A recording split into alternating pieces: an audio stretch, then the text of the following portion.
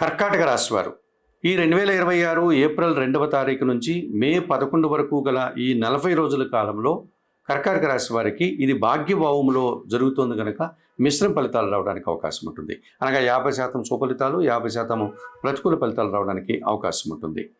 ఈ కర్కాటక రాశి వారికి పంచమ దశమాధిపతి అయినటువంటి ఈ కుజుడు భాగ్యభావంలో సంచరించడం వల్ల సంతానం విషయంలో కొన్ని సందర్భాల్లో శుభవార్తలు కానీ లాభాలు కానీ వీరు అందుకుంటారు.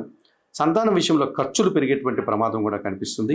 అలాగే సంతానంతో మనస్పర్ధలు వచ్చేటువంటి వాతావరణం కనిపిస్తుంది. ఆత్మీయులతో మాట్లాడేటప్పుడు కొన్ని సందర్భాల్లో వీరి మాటకు విలువ పెరుగుతుంది.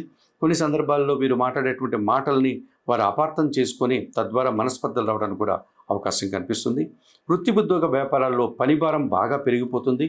ఒక్కోసారి పనిభారం అధికం కావడం వల్ల వీరు శారీరకమైనటువంటి శ్రమకు అలసటకు గురవుతారు. ఎంతటి పని చేసినప్పటికీ దానికి తగిన ఫలితాన్ని మాత్రం ఇప్పటికే కాకపోయినా ఎప్పటికైనా వారు పొందేటువంటి పరిస్థితి మనకు కనిపిస్తుంది. వ్యవసాయ రంగంలో ఒక్కోసారి అనుకున్నటువంటి వారి ఉత్పత్తులకు ధరలు పెరగడం, ఆ రకంగా వారు మంచి లాభాలు అందుకుంటారు. ఒక్కోసారి ఆ ధరలన్నీ కూడా వెంటనే తారుమారైపోయి అవి తగ్గిపోవడం వల్ల నష్టాలు వచ్చేటువంటి ప్రమాదం కూడా కనిపిస్తుంది.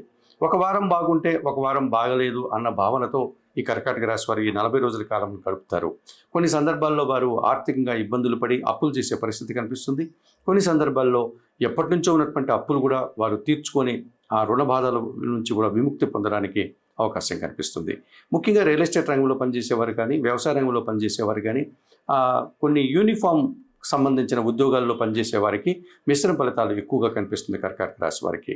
ఈ కర్కాటక రాశి వారు తప్పనిసరిగా శని భగవానునికి దర్శించుకోవడం, శని భగవానుడికి శనివారం రోజు అభిషేకాది కార్యక్రమాలు నిర్వర్తించడం, అవకాశం లేని వారు కనీసం శనివారం రోజు ఆంజనేయ స్వామిని సందర్శించి స్వామివారికి తమలపాకుల పూజ నిర్వర్తించడం, అలాగే మంగళవారం రోజు సుబ్రహ్మణ్య స్వామికి అభిషేకం కానీ అర్చన కానీ నిర్వర్తించి సుబ్రహ్మణ్యాష్టకాలు చదువుకోవడం, ఎర్రటి పండ్లను నైవేద్య సమర్పణ చేయడం వల్ల మరింతగా మంచి ఫలితాలు పొందడానికి అవకాశం కనిపిస్తుంది.